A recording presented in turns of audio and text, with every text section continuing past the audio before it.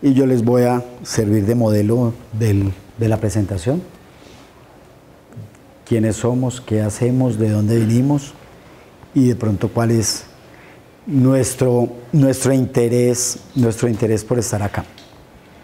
Entonces, yo soy Fernando Montoya Navarrete, soy anestesiólogo, soy especialista en medicina crítica y cuidado intensivo, trabajo en la ciudad de Pereira y voy a estar con ustedes de instructor en esta estación.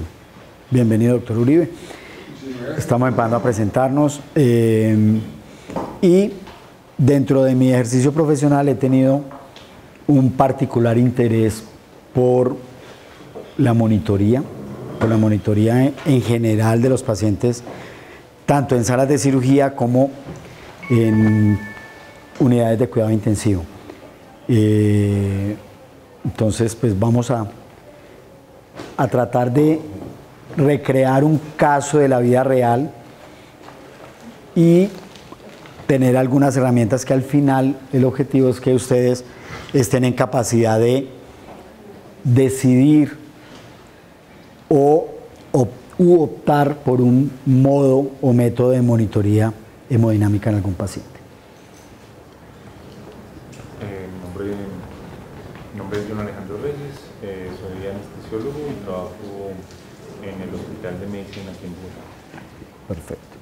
Mi nombre es Fidel Pérez, soy anestesiólogo y trabajo en el CINSELEC.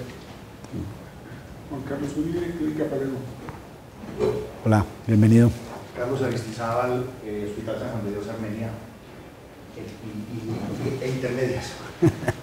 Bueno, en mi caso,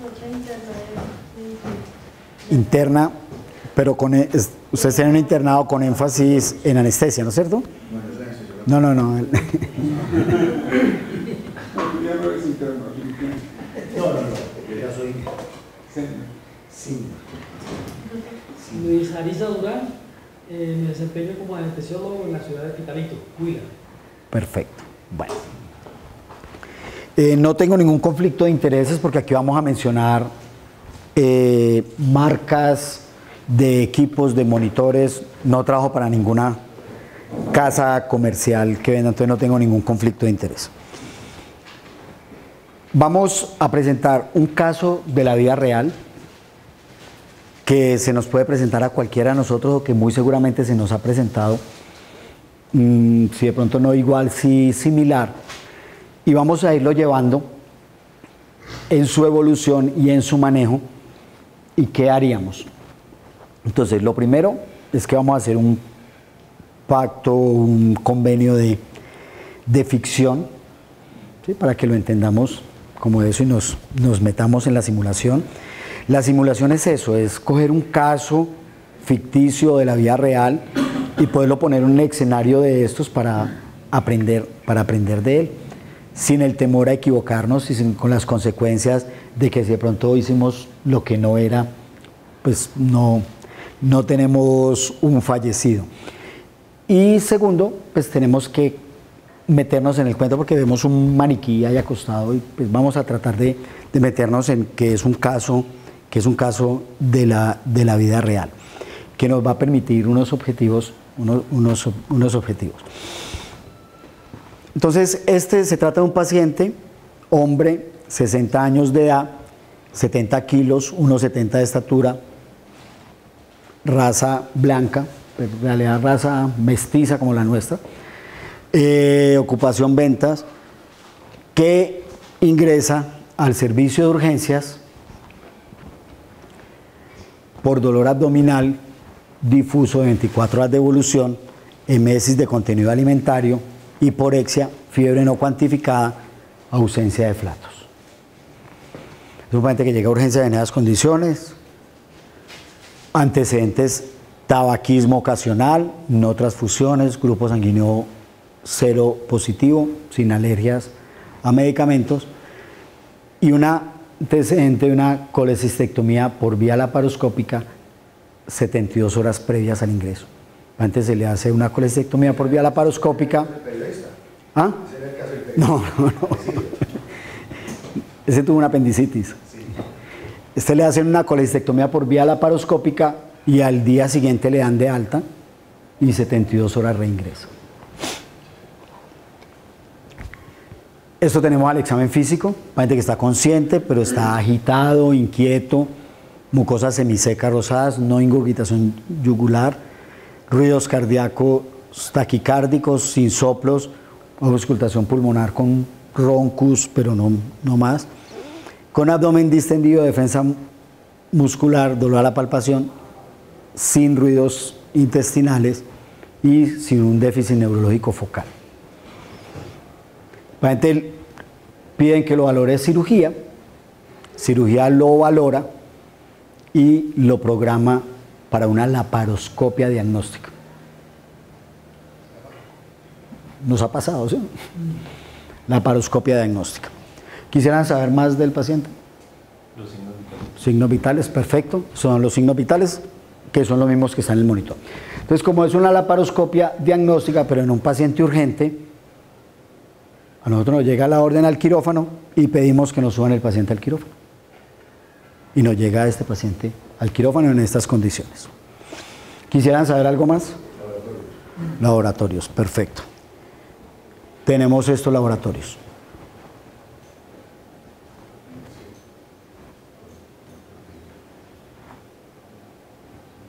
Neutropenia.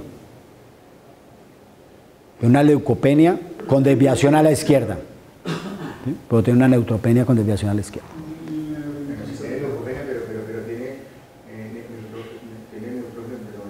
Sí, por eso.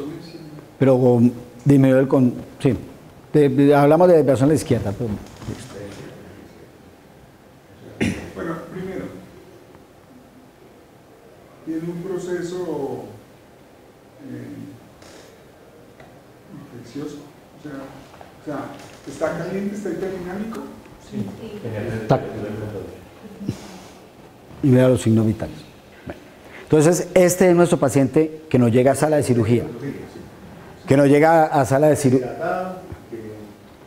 A sala de cirugía, ¿no es cierto? ¿Nos han llegado pacientes así?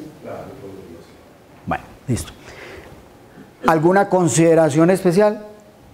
¿O le vamos a dar anestesia? El cirujano es... ¿Tiene estómago lleno? ¿En principio recuperó la vía oral, sí o no? Electrolitos, tiene un sodio de 141 y un potasio de 4. ¿Y recuperó la vía oral o no? No, el paciente intolerancia a los alimentos del motivo de consulta e hiporexia. ¿Y medicamentos está tomando? No, estaba tomando una acetaminofencodeína que le han mandado para el posoperatorio, no más. ¿Alguna consideración especial? Pues hay que operarlo. Listo. Va para cirugía, ¿no es cierto? Y como le van a hacer una laparoscopia diagnóstica y por el estado decidimos que le vamos a dar anestesia general. ¿Correcto? Listo. No vamos a cuestionar técnicas anestésicas ni nada, sino vamos a ver un caso de la vida real. Listo. Claro. ¿Y cómo entonces? Listo. Pero ojo con esto.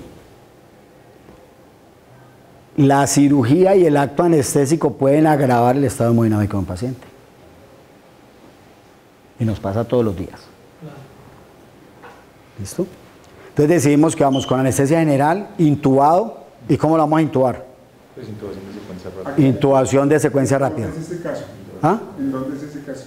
Ese caso ocurrió en Pereira. Bueno, porque en Bogotá estuviera hipóxico, estuvieran Sí, con saturación bajita. sí. Este caso ocurrió en Pereira. Presión barométrica de 640, muy similar a la de Armenia. ¿Sí? Ocurrió en Pereira. Este caso me tocó a mí hace como 15 días. En un turno de noche, 8 de la noche. Voy a empezarle el turno. Muy bien. Listo. Entonces, inducción de secuencia rápida. ¿Estamos de acuerdo todos? Listo. Bueno. Pero ojo con esta. Ya les puse esta alerta. ¿Todavía usa su silicona usted? Yo no. Le voy a decir qué hice.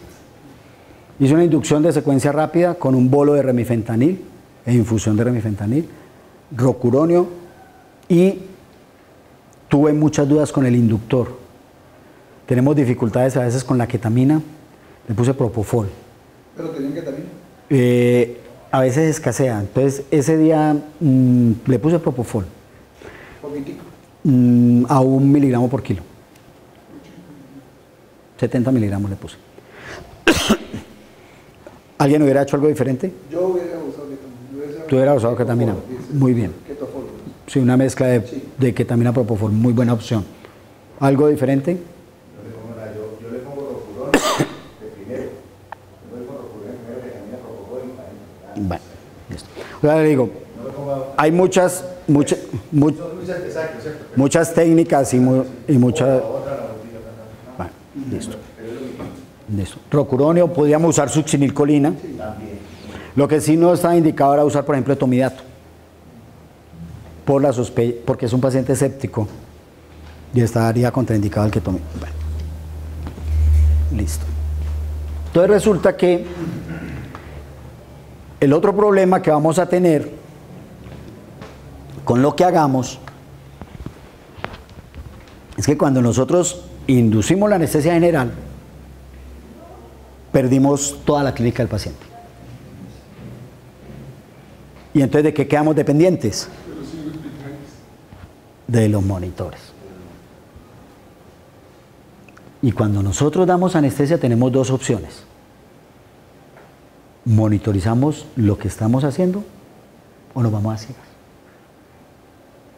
Y muchas veces en la vida hemos dado anestesias a ciegas. Bueno. En condición crítica, la mayoría del tiempo vamos con los ojos parcialmente vendados. Bueno, entonces resulta que este señor, con esa inducción anestésica,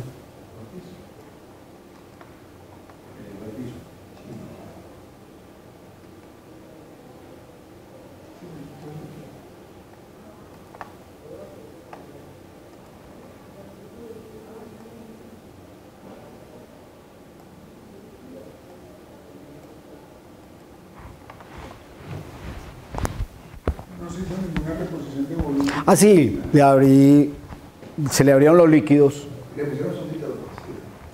y mientras íbamos anestesiando, el ayudante de cirugía le estaba poniendo una sonda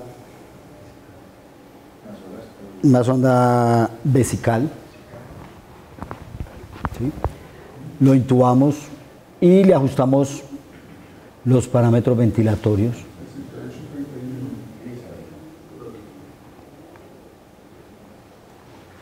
Predecible, ¿no es cierto que no iba a pasar eso? Predecible, un paciente que está severamente comprometido, está manteniendo gasto cardíaco a expensas de la frecuencia cardíaca y nosotros le ponemos medicamentos que son vasodilatadores y se cae. Bueno. Retrospectivamente yo le he puesto ketamina, ¿sí? Y no ketamina propofol, sino ketamina, solo ketamina, retrospectivamente. Pero posiblemente hubiera tenido un resultado similar porque la ketamina, aunque nos impacta menos hemodinámicamente, es un paciente que está muy comprometido hemodinámicamente. Entonces, la pregunta ahora, ¿qué hacemos? Noradrenalina de una vez. Perfecto. Un vasopresor. Bueno. ¿Alguien hace algo diferente? Y líquidos.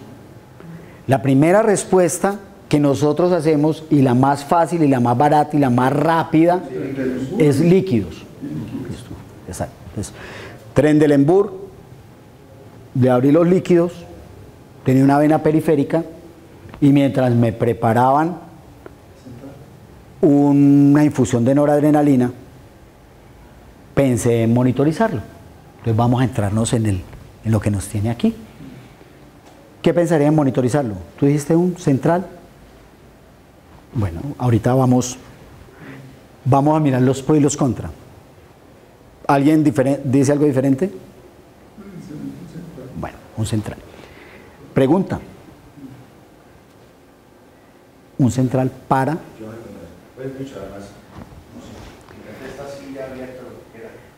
Bueno. Me parece que no hay, o sea, es difícil, pero sí se puede colocar. Bueno, entonces vamos a mirar porque esto se trata, y vuelvo y les digo, no vamos a... Si de pronto no estoy de acuerdo, bueno, no estamos de acuerdo, no se trata de decir que está mal hecho, sino que vamos a controvertir un poco. Entonces recordemos, para que nos pongamos en contexto, recordemos que monitorizar es hacer observaciones o mediciones repetidas o continuas del paciente o de una función del paciente con el propósito de guiar decisiones de manejo. Entonces, ahora vuelvo, ¿cómo es? Perdón, ¿cómo es? Fidel. Entonces, ahora vuelvo y te pregunto, Fidel y Juan Carlos, que fueron los que dijeron del central, ¿qué información te va a dar el catéter central? Yo no le voy a pedir información, yo estoy pensando que voy a necesitar inotropía. Bueno, perfecto, bueno, perfecto. Entonces mire que son cosas que de pronto son diferentes. Pero entonces en ese momento, ¿es la prioridad el central? No. No. Teniendo en cuenta que es mucho más riesgoso ponerle un central a un paciente que está hipovolémico, a no ser que yo lo haga con guía con ultrasonido. Perfecto. Y me parece buenísimo que hayamos llegado a este punto, porque nosotros muchas veces perdemos tiempo tratando de poner un aditamento que no nos va a dar utilidad en ese momento, ¿no es cierto? No nos va a dar utilidad en ese momento. Pero ¿por qué no podemos utilizar un central para monitorizar? ¿Qué monitorizamos con un central? Por eso, pero por lo mismo, porque sabemos por definición que ese paciente está hipovolémico, inicialmente no nos va a dar una gran diferencia, mucho antes de los siguientes 3.000 no va a variar mucho ese PVC. Entonces yo le dejo ahí el central con su PVC, le pusimos un central después, se lo dejo ahí con el tema de la PVC, que es controvertido, pero en ese momento pienso que no es la prioridad, que no es la prioridad. No es que no sea indicado, sino que no es la prioridad. En ese momento pensamos que la prioridad era una línea arterial, ¿cierto? En ese momento pensamos que la prioridad era una línea arterial, por varias razones. Primero, porque ya tengo un paciente que está en choque, que está hipotenso, y que lo voy a usar un vasopresor. Y este tensiómetro no me va a dar toda la información, y sobre todo latido a latido, ¿cierto? Entonces, Bueno, yo me atengo a lo que decir. Estamos hablando del monitoreo mecánico. Sí. Vamos un poquito más allá. Hay un monitoreo mecánico que ya está aquí, que está al acceso de nosotros, por lo que yo lo tengo, y es que usted ya vamos a llegar allá, doctor. Y yo puedo medir el índice de perfusión y puedo medir el índice de variedad sismográfica en un paciente. Sí, de acuerdo. Entonces, ¿yo qué haría? No lo invado, no le pongo, pues si tengo el monitor, pues hablemos. Pero, o sea, claro, pero la prioridad, ¿crees que está sangrando? No, por eso, pero entonces, pero lo que digo es que el monitor me da todo eso y me está dando la hidratación y me está reemplazando la PVC y me está dando de pronto un volumen de llenado, sí, de pulso, que es una de las medidas indirectas más aprobadas en este momento por encima de la PVC para usted llenar un paciente. Claro. ¿Cierto? Sí, entonces, pues, o sea, si estamos hablando de hemodinamia, entonces hablemos de qué otras cosas. Por eso es que vamos a abrir el árbol. Vamos a abrir el árbol en el desarrollo del caso. Vamos a abrir el árbol en el desarrollo del caso. Entonces, le pusimos una línea arterial. Y concomitantemente le estábamos iniciando por una vena periférica noradrenalina y le estábamos pasando volumen. ¿Sí? Entonces, como la doctora está aprendiendo y está como una esponja chupando mucho conocimiento, pero le tocó el momento de la volumen ¿cuánto? ¿Cuánto de volumen? Así todo el que le quepa. No, bueno, no. El tema a es ver, cuánto, o sea, no, entonces, a ver, ¿cuál es la cosa? Mire, lo que tenemos claro es... ¿El soporte de la Remi? ¿Le abriste el halogenado o no? Sí, pero a 0,8. A 0,8 y Remi a 0,2 microgramos kilo minuto. ¿Listo? Entonces, indudablemente necesita volumen. ¿Cuál es el problema con el volumen? Que yo tengo que tener el paciente normovolémico. Obviamente, aparentemente está hipovolémico, pero si lo llevo también a la hipervolemia también es malo. Entonces yo no debo sobre reanimar pacientes. Esa cultura en donde los hinchamos está demostrado que no, que tienen mayor morbimortalidad. Entonces deberíamos estar en el punto dulce, claro. Entonces ¿cuál es el problema de hacer las recomendaciones que nos decían antes? Póngale 20, 30 mililitros por kilo, que eran volúmenes muy grandes. Entonces cuando yo le pongo 20 por kilo o 30 por kilo son 3.000 centímetros y de pronto él no necesitaba o le cabían sino 500, ya lo sobrereanimé. Entonces la recomendación es hacer retos de volumen más corticos, 2 o 3 mililitros por kilo en 10 minutos para poder reevaluar, evaluar y reevaluar. 300 centímetros y miramos cómo se nos comporta, otros 300 centímetros y miramos con algo. ¿Por qué? Claro, porque si yo me paso, no me paso sino en 250 o en 300 centímetros, no en 3000. Listo. Pero entonces le ponemos una línea arterial.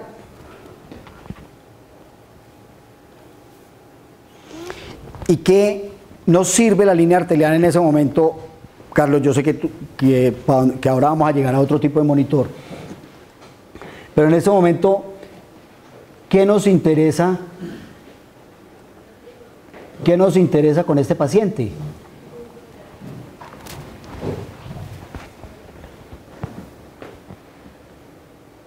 ¿Qué nos interesa con este paciente?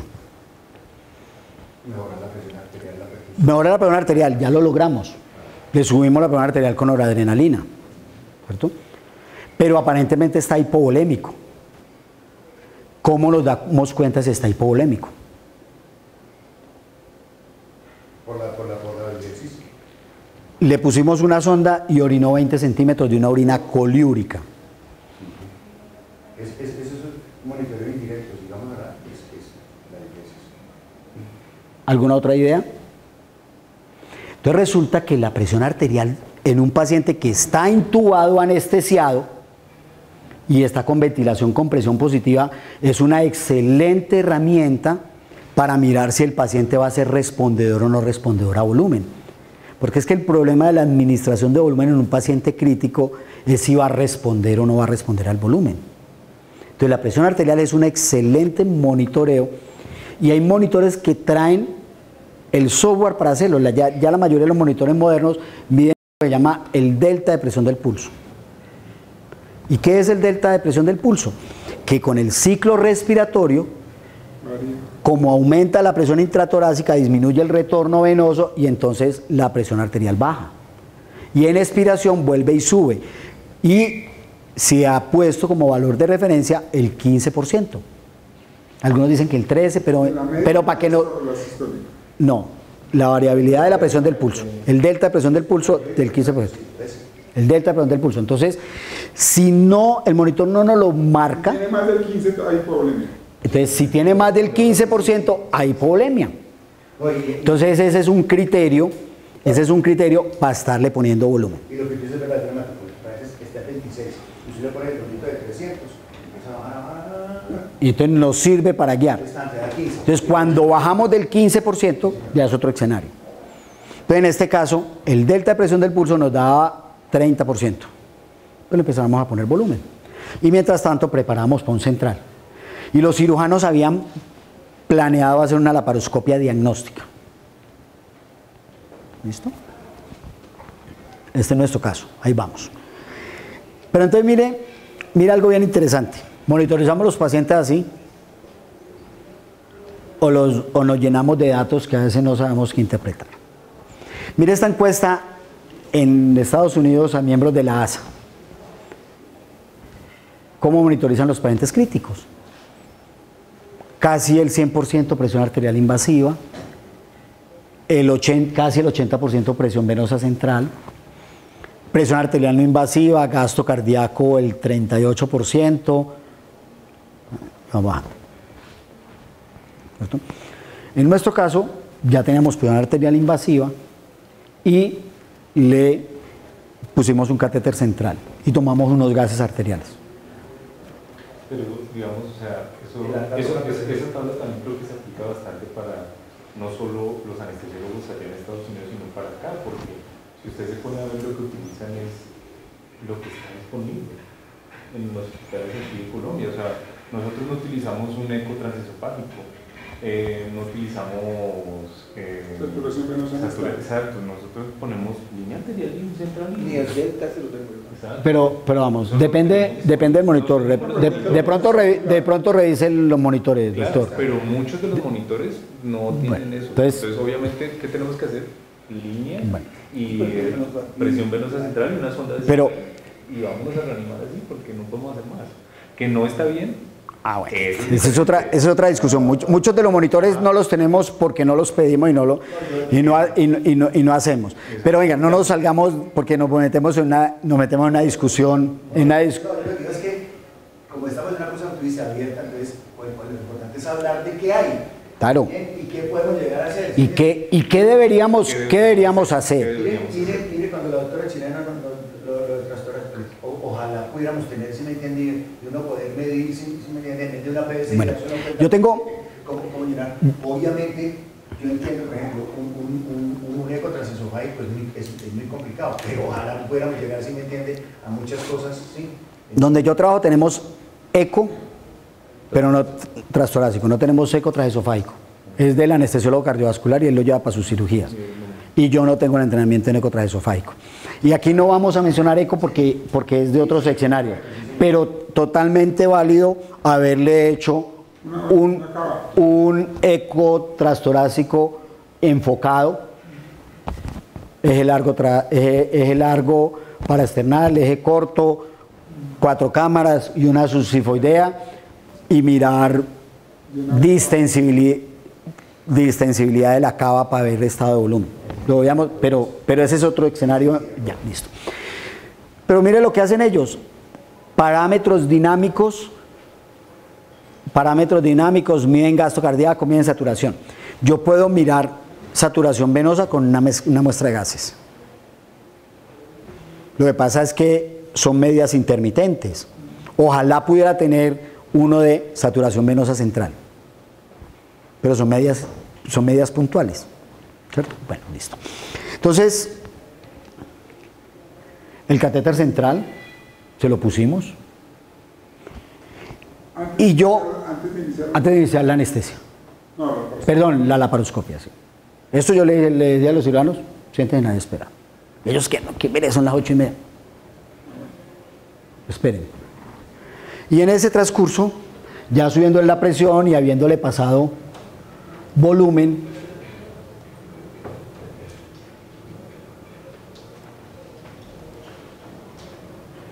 y le tomé unos gases arteriales y tenían una saturación venosa de 74%, y los gases arteriales tenían una PAFI de 150,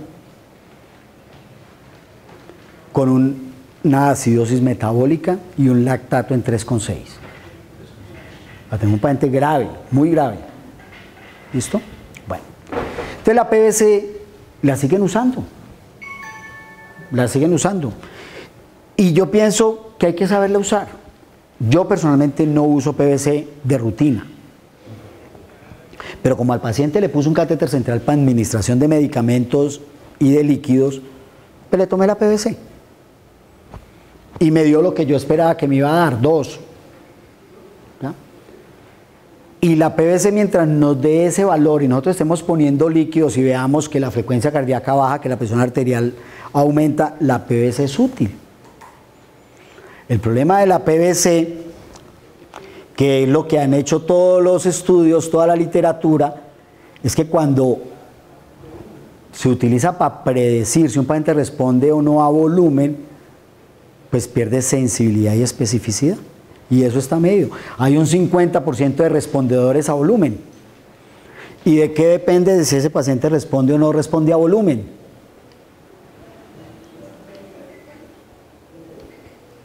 De dónde esté en la curva de desempeño ventricular. Si tiene una precarga bajita, responde a volumen, porque utilizamos la reserva de precarga. Entonces, para que dejemos en mente, deberíamos intentar definir qué paciente va a responder o no va a responder a volumen. En este paciente ya lo resolvimos, porque el delta de presión del pulso nos predice eso. ¿Cierto? Bueno. Resulta que empezaron a hacer la laparoscopia y cuando entraron, lleno de líquido, turbio. Entonces, laparotomía. Y con la laparotomía encontraron que tenía una perforación de yeyuno, con una peritonitis generalizada. De yeyuno. Con una peritonitis generalizada. Y entonces se pusieron en la tarea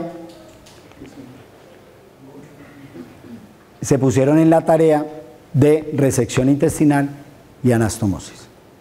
Y lavado, pues, para la cosa. Entonces yo mientras tanto le puse el central, había tomado unos gases previos, ya tenía un paciente Aguantado. como bonito, ¿sí o no? A como había empezado. Pero resulta que en el paciente crítico se pierde una cosa que se llama la concordancia entre la macrocirculación y la microcirculación. Y por eso los pacientes nos mueren. Porque es que ese paciente está parcialmente reanimado o no está reanimado, sino que le mejoramos las variables macrodinámicas, pero muy seguramente la perfusión tisular no. Sí, no se ha hecho nada todavía. Entonces le tomé otros gases Acidótico. y la acidosis había aumentado. Estaba como en 14, me había bajado, la acidosis había aumentado, la oxigenación me había mejorado porque ya le estaba poniendo presión positiva, ya tenía una PAFI como de 210, la diuresis iba en 50 centímetros y tenía esas variables macrodinámicas. ¿Y el lactato? Y el lactato de 3,6 pasó a 4,1.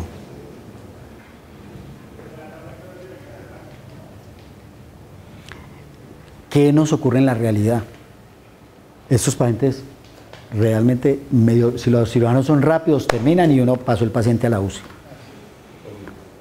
Y en la UCI, ¿qué dicen? Apagamos esto. Llegó vuelto M. Yo pero le había tomado unos gases previos. Yo le dije, no, llegó vuelto M al quirófano. ¿Sí? Pero no está reanimado. Entonces la pregunta es, ¿qué podemos hacer? Porque esa cirugía se me empezó a prolongar. Entonces yo no me puedo contentar con esto. El paciente está mal. Falta trabajarle. ¿Qué quisiera conocer yo ahí? El consumo tisular, pero ¿Un gasto cardíaco? Gasto cardíaco, eso, muy bien. Bueno, ¿cómo movemos gasto cardíaco en la práctica? Tradicionalmente, catéter de arteria pulmonar. Y voy a ir haciendo la pausita. ¿Quién de ustedes ha entrado pacientes a cirugía electiva con catéter de arteria pulmonar? pues alguna vez. Yo lo he hecho y lo hice varias veces No es habitual. por mi formación como intensivista, que primero fui intensivista antes de anestesiólogo. Entonces, pero es un enredo. Usted le pone cuidado al Swan-Ganz si hace medidas o cuida al paciente. Entonces, muy bueno en un ambiente académico cuando usted es el residente. Y uno es el residente y uno se encarga del Swan-Ganz y el profesor está dando la anestesia. Pero hubiera sido válido. Ese sigue siendo el gol estándar porque todos los modos se han comparado contra el Swan-Ganz. ¿Cuál es el problema del Swan-Ganz? Que da muchas medidas que si yo no las sé interpretar tomo decisiones erróneas. ¿Listo? Pero le hubiéramos podido poner un catéter de arteria pulmonar. Y hubiéramos podido medir gasto cardíaco. Con un Swan-Ganz es complejo en el ambiente del quirófano. Digamos que es fácil en cuidado intensivo. ¿Qué es lo que está pasando en la unidad de cuidado intensivo? Que no le ponen, que porque eso está reevaluado, que porque le declaran la moratoria, que porque yo no sé qué, porque no sé qué cuántos. Entonces la discusión que yo tengo con los intensivistas es, bueno, no le pongan Swan-Ganz, estamos de acuerdo. Pero ¿con qué otra cosa miden el gasto cardíaco? No, que es que la clínica y ¿cuánto se demora un intensivista examinando a un paciente? En los Estados Unidos, 5 minutos. ¿Sí? Entonces yo le creo, ese paciente estaba frío de aquí para abajo, temperatura de las rodillas y del dedo gordo del pie, frío y moteado. Entonces gasto cardíaco, ¿cierto? Porque ya el delta de presión del pulso estaba en 10%. Entonces, aparentemente ya no necesito volumen, entonces ya no necesito precarga. Entonces tengo que conocer gasto cardíaco y tratar de mirar las otras variables del gasto cardíaco. Entonces, ¿qué tenemos más a la mano nosotros? en vez de tener un Swan Ganz, entonces que no hay el monitor, que no hay los catéteres, que no tenemos el entrenamiento ni la rutina de hacerlo. Entonces, ¿qué otra cosa podemos hacer? Sistemas que miden el gasto cardíaco por análisis del contorno del pulso. ¿Sí? Por análisis del contorno del pulso. Entonces me voy a adelantar un poquito aquí.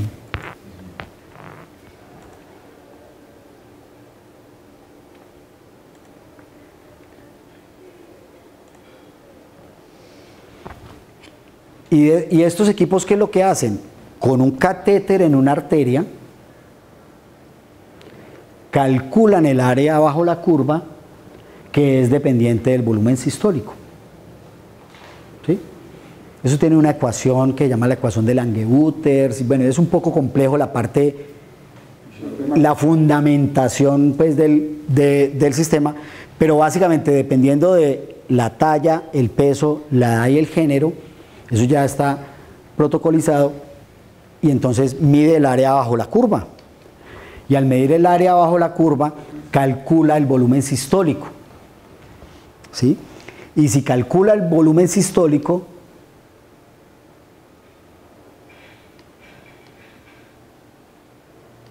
el gasto cardíaco es volumen sistólico por frecuencia cardíaca.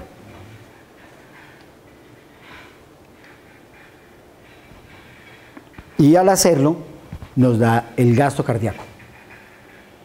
Hay dos tipos de monitores que hacen eso. El Vigileo, que es de Edwards, y el Acuflex, que es de Pulsion System. ¿Sí? Entonces, ¿cómo se llaman estos sistemas? Llaman gasto cardíaco continuo por análisis del contorno del pulso no calibrado. Porque él no se está calibrando contra nada. Y tiene otra ventaja. Nos mide el delta de la presión del pulso en porcentaje y nos mide el delta del volumen sistólico, la variabilidad del volumen sistólico, que es el mismo principio. ¿Y cuál es la sensibilidad de eso? Muy alta. ¿Sí? Muy alta. Y nos mide el gasto cardíaco en forma continua. ¿Qué no hace? ¿Qué hace el Swan Ganz? No nos mide ni la presión en la arteria pulmonar ni la presión en cuña. Pero la presión en cuña tiene más o menos el mismo razonamiento de la PVC. Entonces, en salas de cirugía es muy útil este tipo de monitores. Porque yo estoy midiendo gasto cardíaco continuo y en ese caso, con ese gasto cardíaco, pues yo pensaría de pronto en adicionarle un inotrópico. Milrinone, Dobuta, Levosimendan, ¿cierto? Y es válida.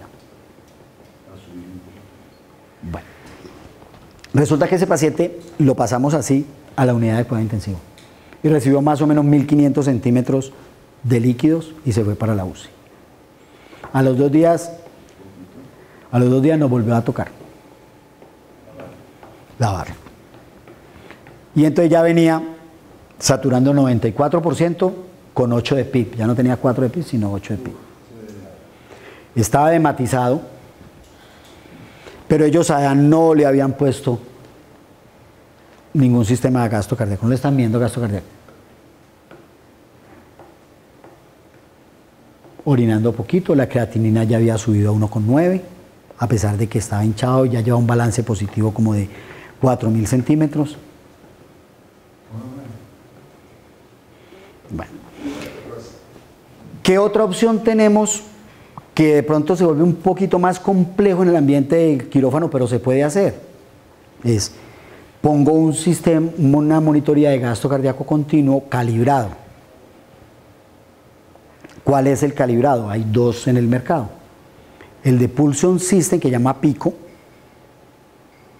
¿sí? Y el de Edwards, que se llama el EB1000. ¿Qué es lo que hace ese equipo? Uno pone un catéter central, común y corriente. ¿Se acuerdan cómo funciona el Swan Ganz? Que uno por el proximal pone una solución fría y él en la punta del catéter mide el cambio de temperatura y mide el área bajo la curva, de acuerdo al principio de Fick.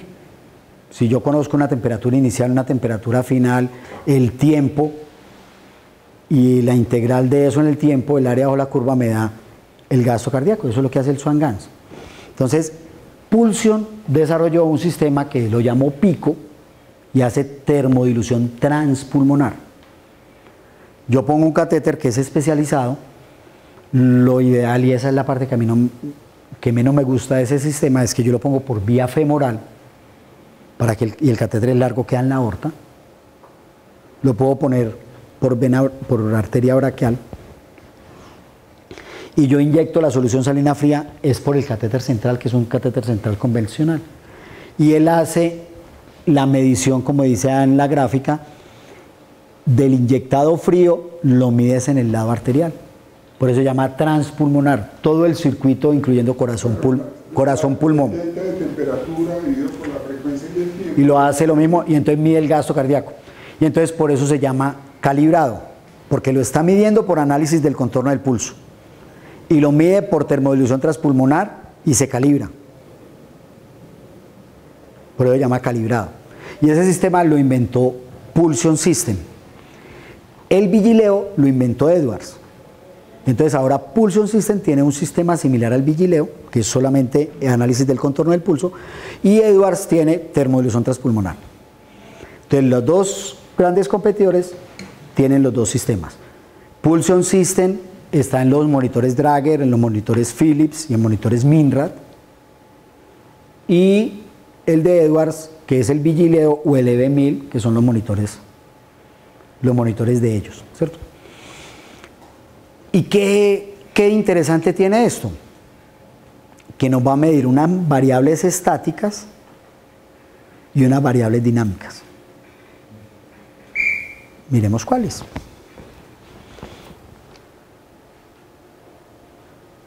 Esta es la termodilución transpulmonar y entonces este pues el algoritmo de cómo lo hace, mide el tiempo de tránsito medio, el tiempo de pendiente, de caída en la pendiente, y empieza a hacer este algoritmo. Eso le da todo el volumen intratorácico, y entonces el volumen térmico intratorácico es gasto cardíaco por el tiempo de tránsito medio, y entonces va sacando los algoritmos y me empieza a calcular estos valores. El GET significa volumen global de fin de diástole, el ITBB, volumen de sangre intratorácica, y el EBLB, es la sigla en inglés, es el agua extrapulmonar. Y si yo le resto al térmico intratorácico el sanguíneo, me da el agua intrapulmonar, y si yo mido eso, hago la relación entre los dos, me puede decir si está ese índice de permeabilidad vascular pulmonar elevado, me puede decir que es un edema pulmonar hidrostático, o si está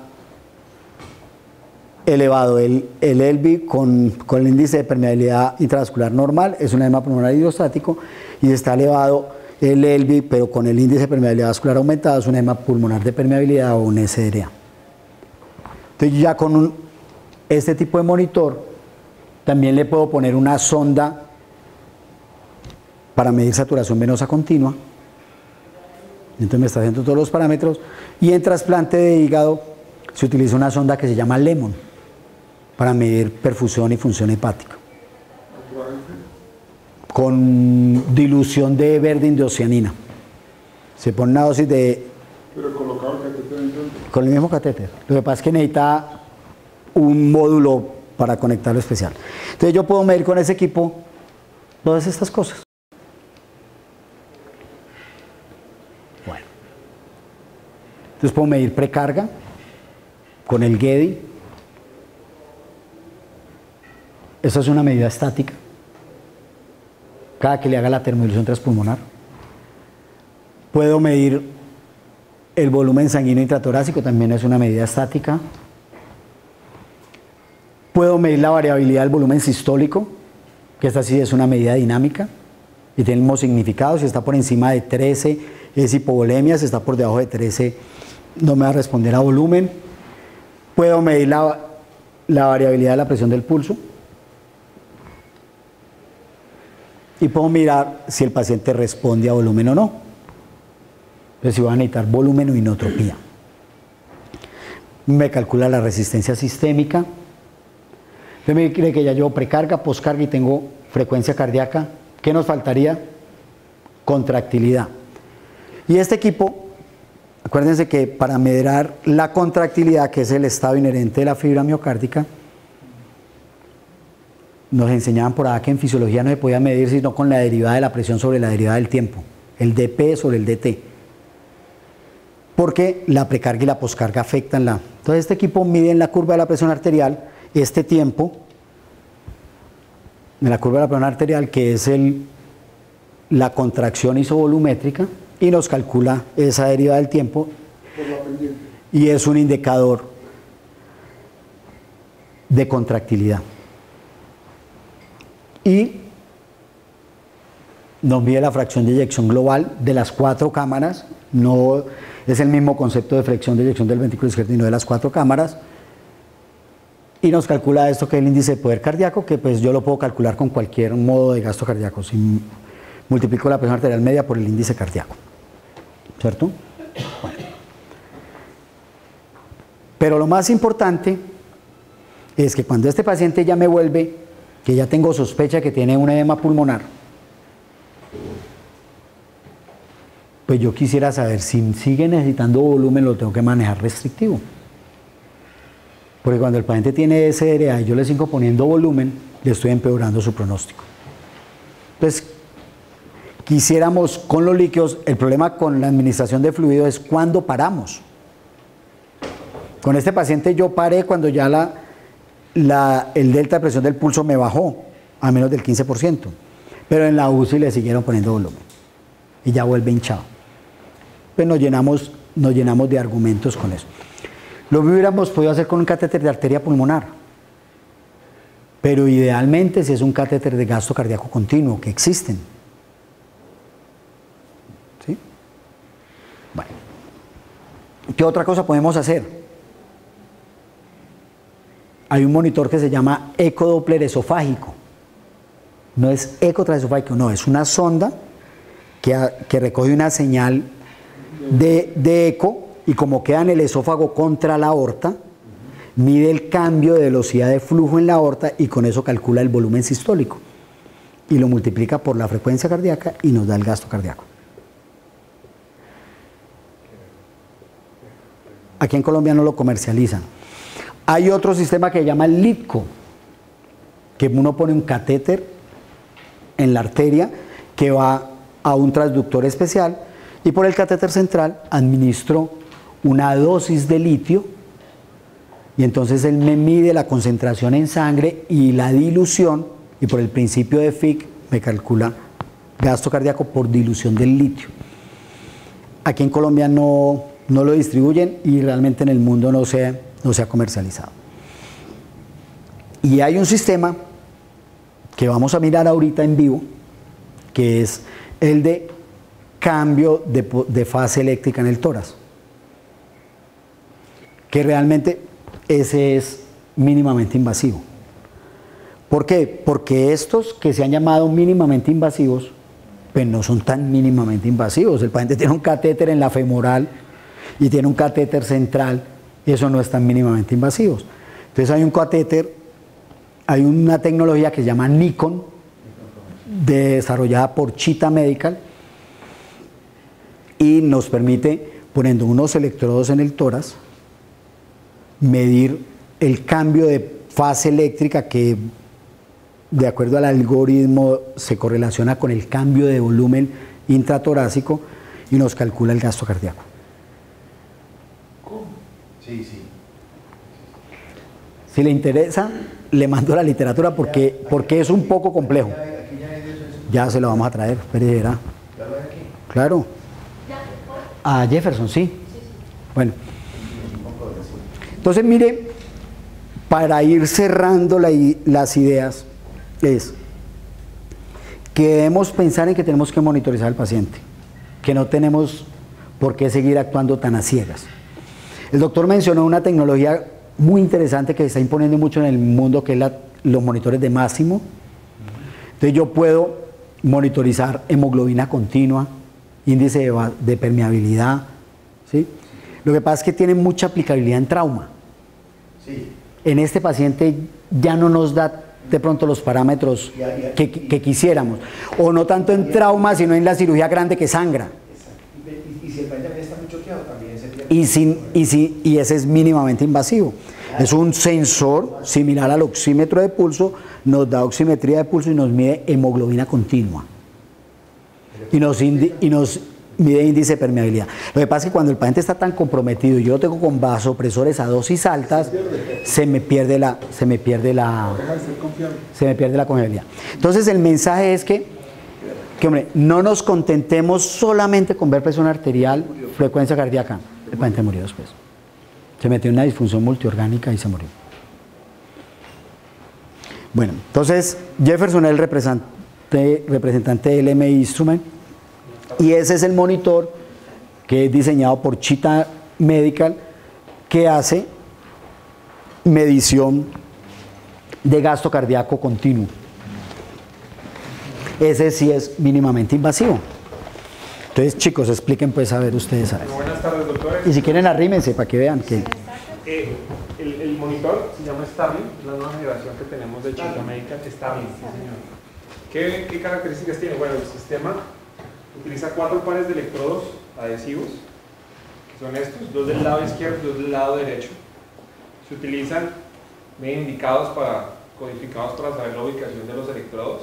Se pueden ubicar en la parte anterior o en la parte posterior del tórax. Los inferiores se pueden ubicar entre el espacio entre la última costilla y la cresta ilíaca, ya sea en la parte anterior, lateral o posterior. Los superiores, lo ideal es que la posición sea la clavícula justo en la mitad de los electrodos, ¿cierto? No tocar superficie ósea, y se ubican los 4 en el tórax del paciente. 2 superiores por encima del callado aórtico, 2 inferiores por debajo del corazón, que forman una caja alrededor del tórax. ¿Nosotros qué hacemos? Enviamos una corriente eléctrica a ambos lados del tórax del paciente. Esa corriente eléctrica detecta un fenómeno que se genera en esa corriente por el flujo pulsátil de la aorta, que se llama cambio de fase, un fenómeno eléctrico. Perdón, Jefferson, que es que Juan Carlos me preguntaba. Entonces, yo estoy midiendo la electricidad que hay en este cajón. No. Es que este sistema nació de la idea de la impedanciometría.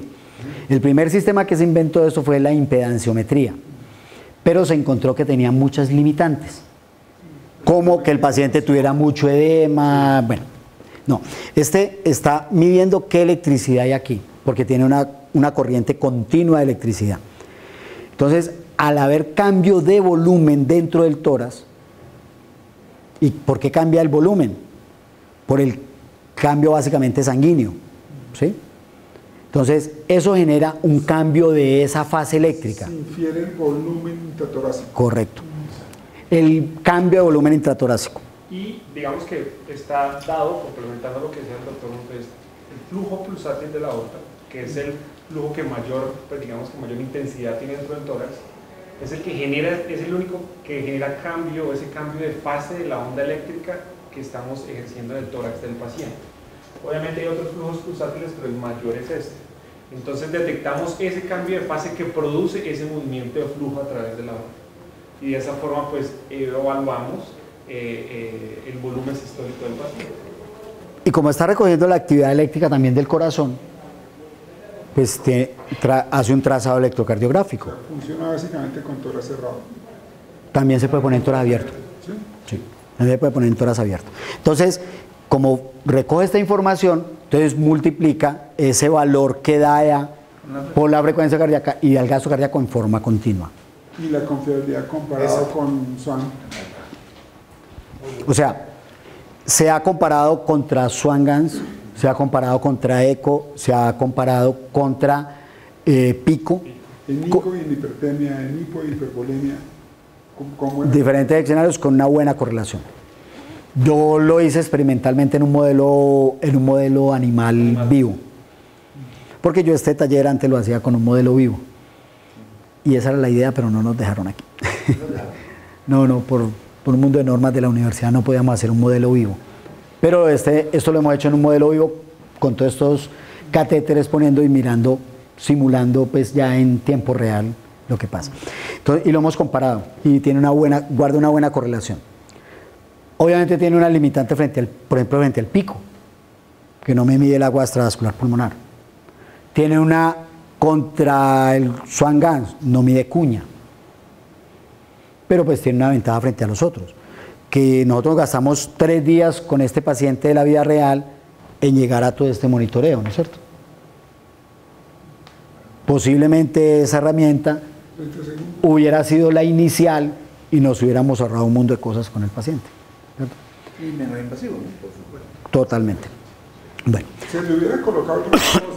Adicionalmente... O sea, no, usted no le deja colocar ni el central ni el línea anterior. Lo que pasa es que sí le da desde el principio la información suficiente para o ser más agresivo o, por ejemplo, eso hubiera contenido la inundación de líquidos de la... Claro. Bueno, el otro tema que tiene que ver es que usted me lo resumió,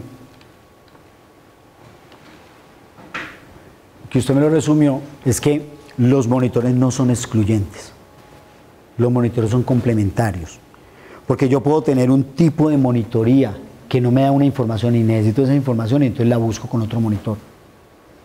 Porque es que a veces tenemos ese concepto, no, pues ¿para qué le va a poner eso y ya le puso esto? ¿Cierto? Entonces, es posible que inicialmente si yo hubiera tenido ese equipo, le hubiera puesto ese equipo y de pronto 2 o 3 días después igual le hubiera puesto el otro. ¿Sí? O sea, los monitores no son excluyentes. No, hay un tema muy importante. El monitor más importante es su torre de control. Ya le y hemos... si usted tiene sensores adicionales, pues mejora el resultado. Claro. Bueno, entonces, como dijimos que queríamos saber si el paciente responde o no responde a volumen inicialmente, ¿cierto? ¿Qué nos enseñaron hace mucho tiempo? Ustedes vieron, póngalo en Trendelenburg. ¿Qué hago cuando le elevo las piernas, doctora? Perfecto, aumenta el retorno venoso, entonces le mejora la precarga al paciente. Entonces el doctor Jean-Louis Teboul, con Monet y con Laurent Brochard y con un grupo francés muy grande, pero también ahí está metido Pinsky, él retomó esa idea fisiológica de hace mucho tiempo y de lo que hacemos en los servicios de urgencias y lo que hacen las novelas. Se desmayó, para acuérdese y levanten las piernas. Y se llama elevación de miembros inferiores. ¿Buscando qué? Mejorar el retorno venoso. Y entonces él lo empezó a medir. Y lo ha medido con pico, con Swan-Ganz, con eco transesofágico, con todos los sistemas de monitoreo, viendo que esa medida puede ser una medida predictora de la administración de volumen para no encharcar los pacientes. Y eso se llama el test de elevación pasiva de miembros inferiores. Usted lo puede hacer con una línea arterial.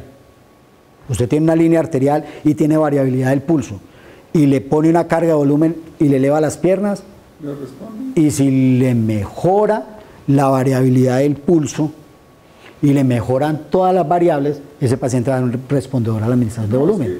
Incluso con solo la evaluación de la tensión arterial usted evalúa como... Claro, lo que pasa es que es tardío aquí, pero si lo haces con arteria más. Entonces, este equipo tiene ese test. Entonces lo puedes programar allá, programar la administración de volumen y él, como te está midiendo el gasto cardíaco continuo, te dice si te respondió o no te respondió y en qué fase estás aquí, porque miremos.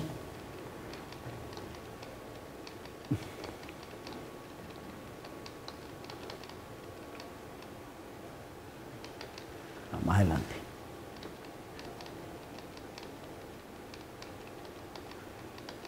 Vamos a llegar. Aquí. Resulta que cuando yo utilicé la reserva de precarga, si yo sigo poniendo volumen, llega un momento en que ya no me va a responder más. ¿Y qué es lo que estoy haciendo?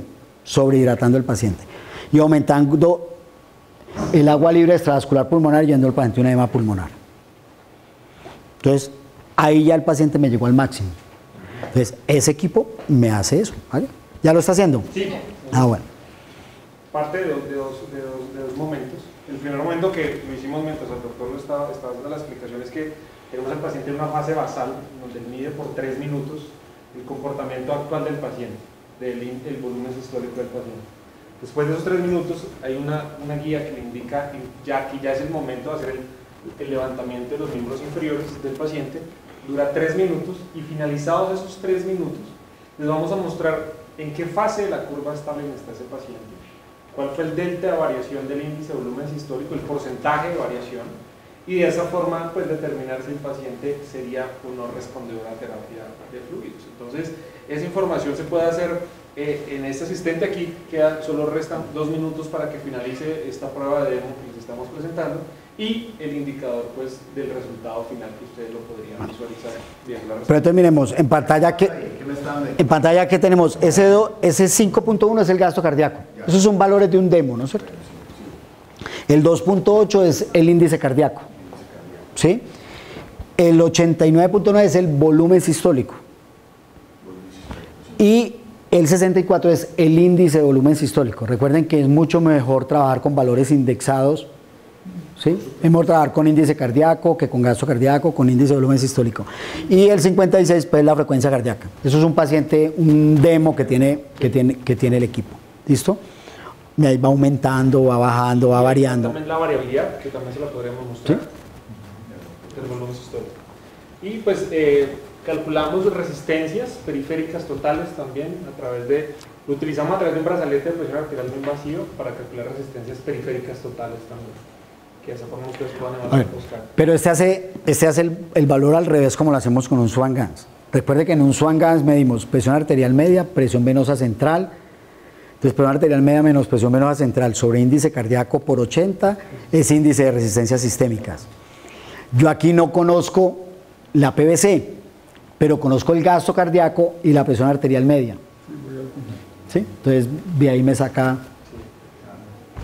Eso le quedan, restan 20 minutos nada más. 20 minutos no. Perdón, 20 segundos. Me asusto. Esa es la pantalla como les indicaba. Estamos tomando un trazado de ECG, que es donde extraemos el valor de la frecuencia cardíaca. Tenemos tendencias gráficas que les muestra valor a valor cuál es el comportamiento durante el tiempo de su paciente, y tendencias numéricas también minuto a minuto. O sea, ya finalizó el protocolo. Entonces voy a mostrar, esta es la pantalla que ustedes verían. ¿El equipo tiene líneas de presión también? Es una opción que se tiene, que si se desea, si se tiene una línea arterial y queremos extraer el valor de la presión, se puede conectar. Pero entonces mire que según este monitor, este paciente sería un paciente respondedor a volumen, porque está en la fase inicial de la curva de desempeño ventricular, no está en esa cima. Si nos hubiera dado esa gráfica, es un paciente que no nos responde ya a la administración de volumen. ¿Sí? Entonces, ¿cuál es mi mensaje para terminar? ¿Cuál es mi mensaje para terminar?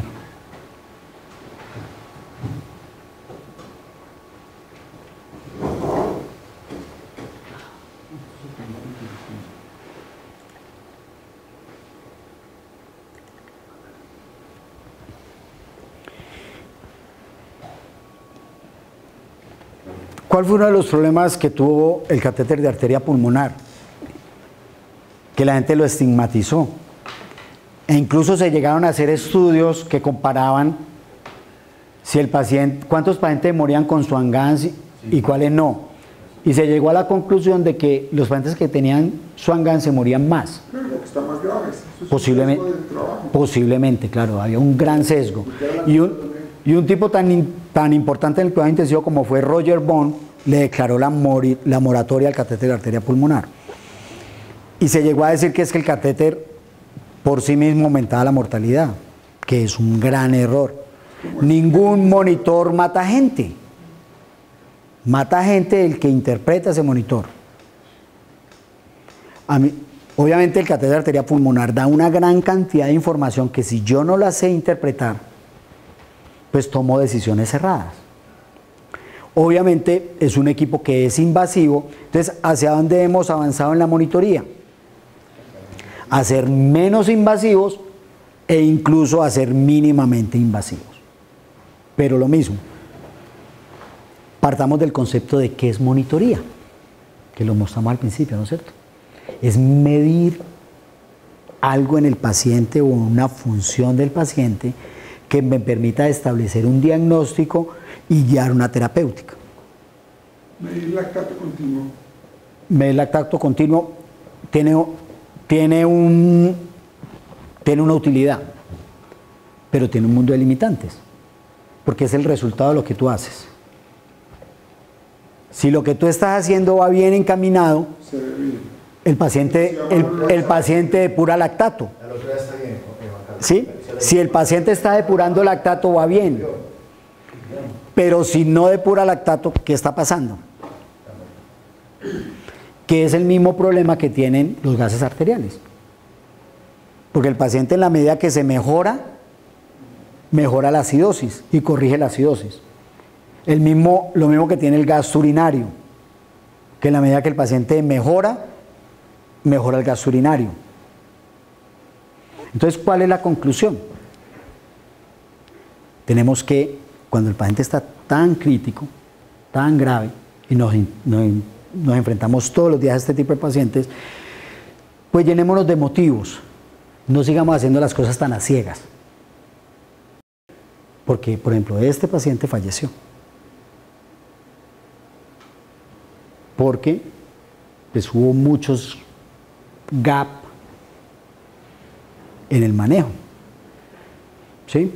Que finalmente la deuda de oxígeno, porque finalmente lo que nosotros hacemos cuando optimizamos todo eso es aportarle oxígeno a la célula.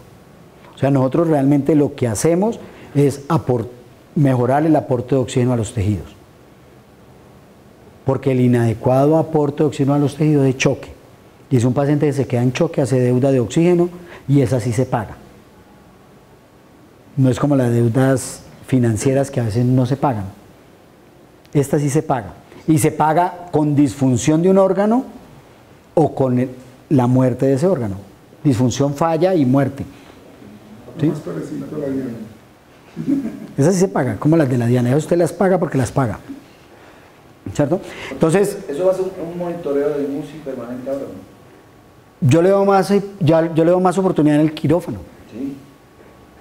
Claro, porque es que mira todo lo que yo tuve que hacer en el quirófano, que una línea arterial, que un catéter central. El mercado que le dieron dice eso.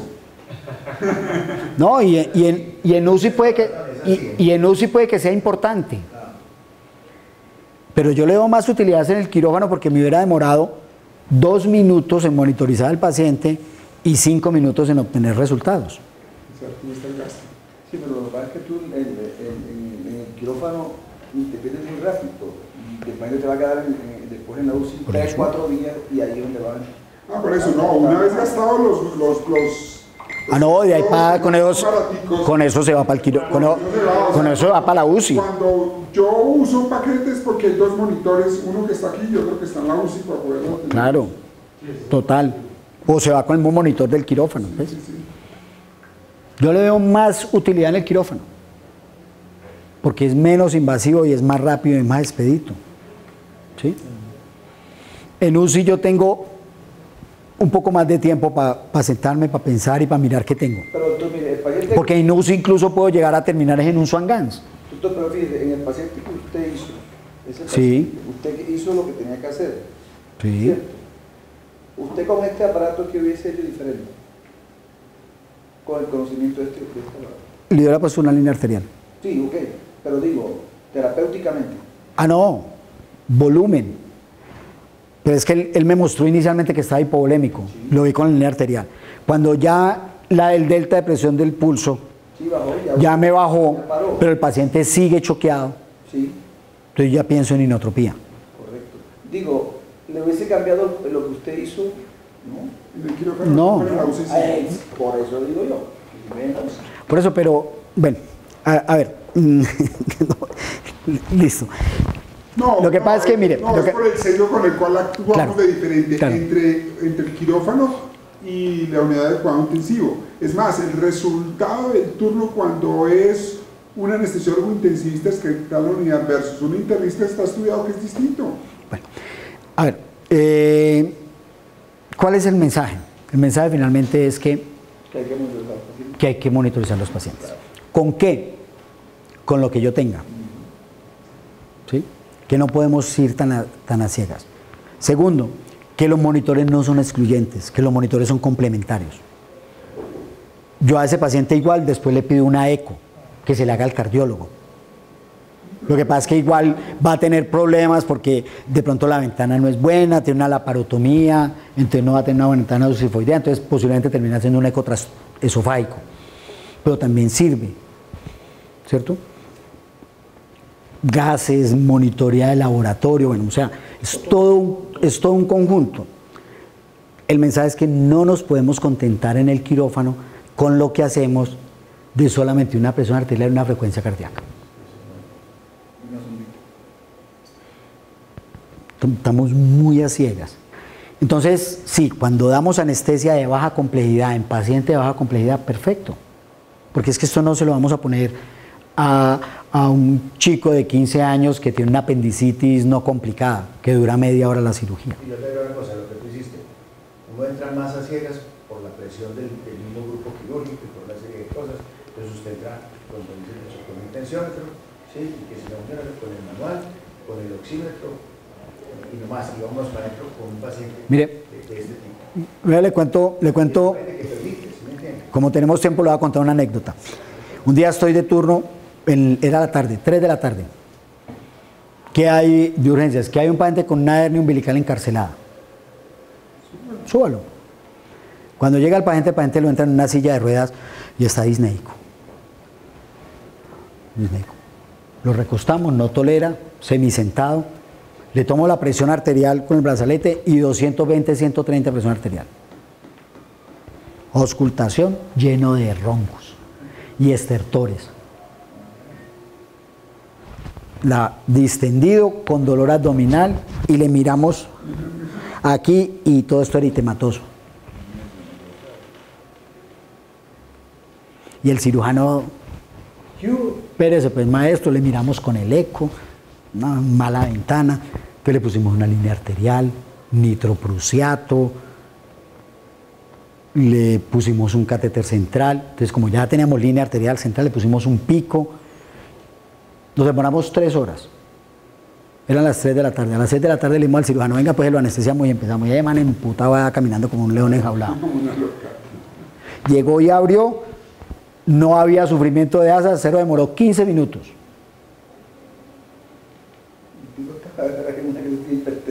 El tipo estaba en una emergencia hipertensiva y estaba, pero nos tocaba darle anestesia.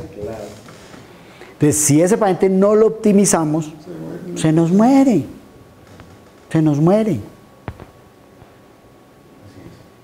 Entonces, tenemos que quitarnos la presión del cirujano, pensar en el paciente, monitorizarlo. Y entonces, ahora algo que tú decías es muy importante. ¿Por qué no tenemos monitores en los quirófanos? ¿Sabe por qué la mayoría de las veces? Porque no los pedimos.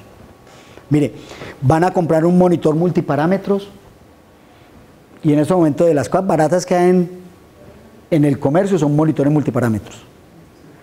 Entonces, si usted lo compra con configuración básica vale 10 millones y si viene con 2 módulos de presiones invasivas vale 14 millones, entonces ¿qué es lo primero que dice el administrativo? No, entonces sin el módulo de presión invasiva. Y nosotros los aceptamos así. ¿Sí? Entonces, es eso. El cirujano no escatima en ponerle las suturas que necesita el paciente.